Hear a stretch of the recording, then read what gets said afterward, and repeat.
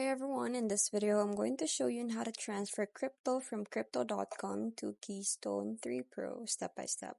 So transferring cryptocurrency from your crypto.com account to your Keystone 3 Pro hardware wallet is a secure way to manage your digital assets.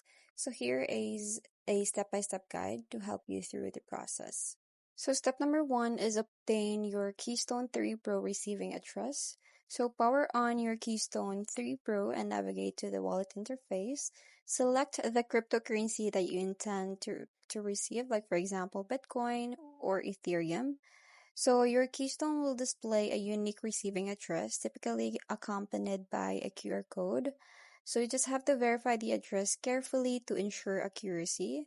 So for added security, use the built-in QR code scanner to minimize errors.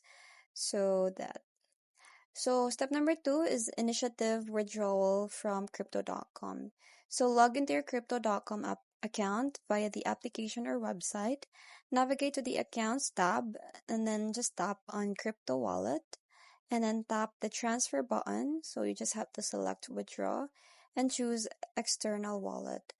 And then just add your Keystone 3 Pro receiving address and then tap on the plus icon, which is the add wallet address, and then select cryptocurrency that you wish to withdraw. Now enter the address obtained from your Keystone device and then assign a wallet name for easy reference.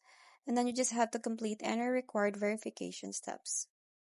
For added to the step number 2, you have to note that adding a new withdrawal address may trigger a 24-hour security hold, so depending on your account settings. So once the address is whitelisted, select it from your list of external wallets, and then you just have to enter the amount that you wish to transfer. And then review the transaction details, including any network fees, and confirm the withdrawal. For step number 3 is confirm and monitor the transfer.